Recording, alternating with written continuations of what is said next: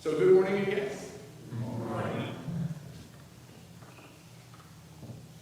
I think this week's text is one of the more popular Revelation texts. There's a lot of movies and a lot of end of the world type of dramas and books and whatnot that have come out of this text and others like it out of the book of Revelation.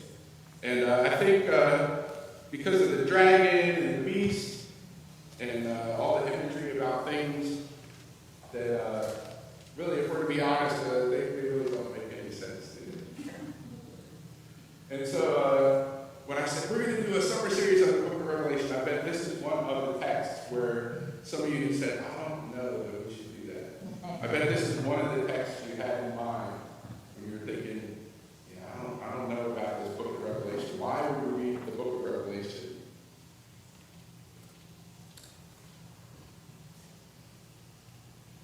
So one of the temptations that I had when I started looking at this week was all the coded language.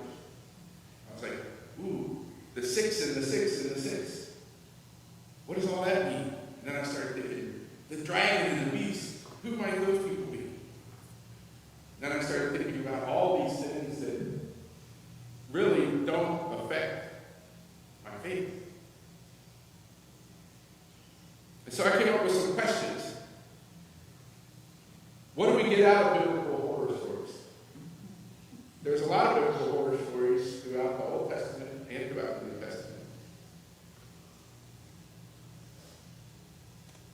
If we read about seals being broken, and monsters coming out of the sea, and war, and lakes of blood, what does it all mean? Does it really matter for our life today? And did John actually really see the end times? Did John really see how the world is going to be finished? Or is all this pure fantasy?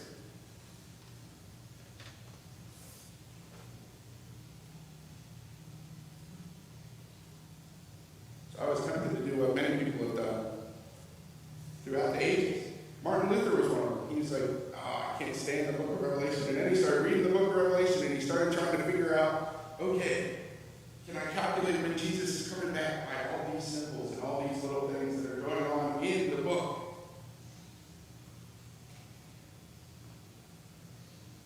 So I was trying to figure out, are we in the end times? Is the world going to end? Is Jesus coming back? Did we miss it?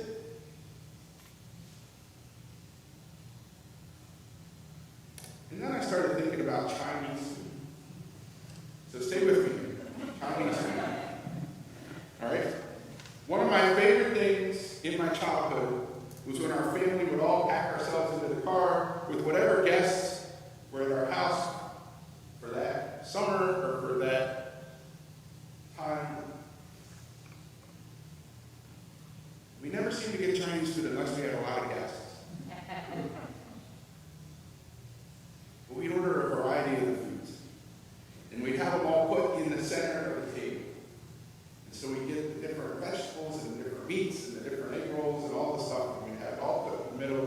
And everybody would fill their plates up with a little of this and a little of that. We would have a great social time talking about, man, I love these little baby corns. Why don't we eat the baby corns all the time? How do they even grow them that small?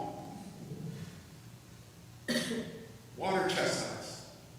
Half of us love them, half of us hate them. Shrimp fried rice. I'm starting to get hungry. Good thing we have a great fellowship today. A lot of food. But at some point, all the food was gone and the check came. And on the plate with the check were what made me think of Chinese food. You guessed it. The little fortune cookies, right? We'd all crack open our fortunes. Some of the messages were so ridiculous they could apply to anyone. Good news is on the horizon. A windfall is coming your way. Your compassion for others will take you far. Then my brother and I, while the adults were talking, would look at the zodiac calendar that they had out. We try to figure out what year we are. Are we in the year of the dog, or the year of the donkey, or the year of the dragon? My brother and I would poke fun at one another's fortunes, and then we would swap them. I'd hold on to the fortune in my pocket for a couple hours after the dinner, and then I'd forget about it. I've done the same thing with my family. As my kids have all grown up, we'll pile in the car and we'll all go to get Chinese food. And then we all talk for a while about the fortunes. And I always make my kids read the fortunes out loud at the restaurant, and they're all embarrassed to do so.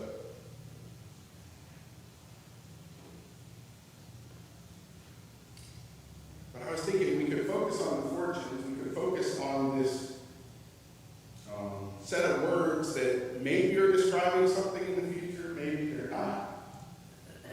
But in the end, we always ended up dismissing them as something random and ultimately useless. But I think there's some of us here who'd love to know the future, right? If you know the future, you can predict things, and people will seek you out from all over the world and try to figure out what's going to happen in my life. This person's going to tell me what's going to happen.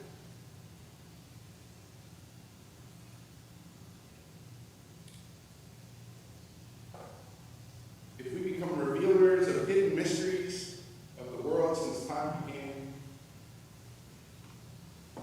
who do we end up following? I think that's the purpose of this text, is who are we going to follow?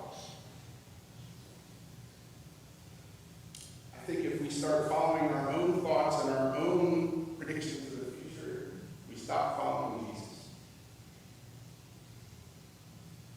Jesus said, no one will know the day or the hour of God's plan. And so I think it comes back to trusting not in our own wisdom, but in the one who is named Holy Wisdom, the one who is named Lady Wisdom, the one who is named the Spirit of Jesus that was sent to us at Pentecost, and again, every day after. See, I can trust in my own cleverness to put all the clues together. I'm reminded of Dumbledore. He said in Harry Potter that because he was so intelligent and so clever, usually his mistakes were much bigger and much more destructive than the mistakes of people who don't have such deep thoughts.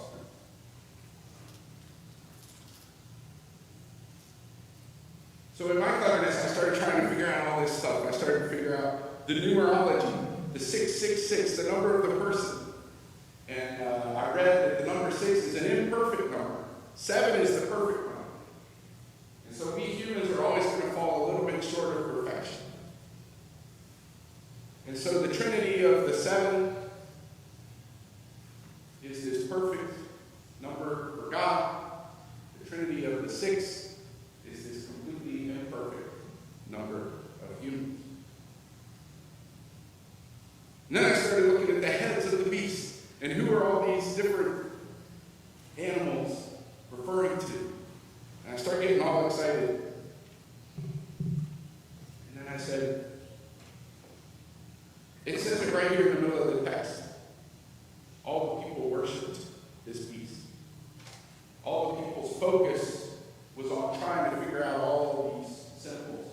All the people's focus was on trying to figure out all these clues of how the world's going to end.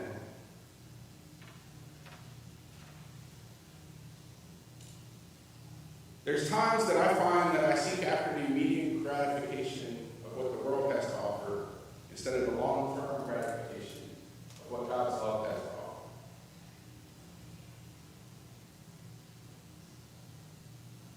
Preachers will always call it temptation or sinful nature. But really, it's we want what we want right now. It doesn't matter who we have to trample over to get to it. And God's way is a way of love. God's way is a way of long suffering, patience, those words we love. God's way is a way that lifts the other up and humbles my own self. But in the long haul, God's way is the way that brings love and joy and life into this world in which we have suffering. So I guess my question is, will we waste away looking for ways to make our fantasies a reality and to trust our own cleverness? Or will we look at the one who adores us? And will we adore this Jesus? In the middle of all the fantastical images of beasts and dragons rising out of the sea and waging war, there's a little phrase squeezed into this text. Maybe you heard it too. Here is a call for the endurance and the faith of the saints. Our job is to endure. Our job is to have faith, and our job is to worship the one who has great worth and great value. Because that's also the one who gives us great worth and gives us great value. We dig into the evil and the warmongering of this day and age, or we look to our Jesus as the author and the finisher and the perfecter of our faith. And Jesus invites us into this community of this perfect Trinity. Instead of this 6 and 6 and 6 that's incomplete, we get invited into this 7 and 7 and 7 of perfection. Because love has been added to the equation. And it's not that we're all going to be the same. Boy, that would be boring, wouldn't it? I come into the room and everybody already knows what I'm thinking because they're thinking the same thing. One of the greatest things about being in a community is I get to learn what everybody's thinking. And usually it has nothing to do with what I'm thinking. And that gets exciting. And so we're called to come alongside those who are loving Jesus and learn how to love them. Some people take a lot of study before we know how to love them. But usually I've found when I get down into their story, they may have been treated unjustly. They may need someone to help them. They may have just been in situations where there's injustice in our world today. Maybe they've been poor, maybe they lack opportunity. Maybe they need someone to open doors for them. Maybe these followers of Jesus that I have trouble loving have been focusing on the details of this world, and they need someone like you or someone like me to come and hold up the one who we truly worship. There is this one who brings love and hope and peace and justice and all of the good things, and that is Jesus. So in this world we will see evil and suffering and injustice. Jesus doesn't promise to us that life's going to be all good. Life is going to be difficult. The quote I love from Jesus, in this world you will have trouble, but I have overcome the world. We will be tempted to lose our hope. We'll be tempted to lose our faith. We'll be tempted to lose our ability to love.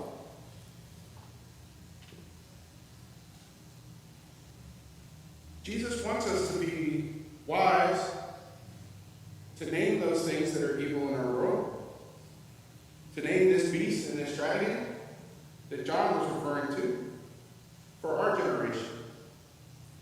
But Jesus is less interested in that and is more interested in our endurance and our faith as the saints. Luther said we are all fully saint and fully sinner. There's going to be days we wake up and we live in that fully sinner mode. And Jesus just calls us to remember to put Jesus' words in our life and bring us back to that fully saint mode. And there's going to be days where we wake up and it's very easy to be fully saint. And those are the days we need to encourage the others who are living in this area of fully sin. And so as evil grows in the systems, as it flourishes in the systems of this world, and as we see that more and more each day in our country and in our world, this evil growing. There's one who is closer than a lover. There's one who's closer than a friend. There's one who will join together our experience and our suffering to bring about from that suffering and from our endurance the care and the love that we need to bring to one another. And so let us be lovers and followers of this Lamb, obeying the voice of the Holy Spirit in all we say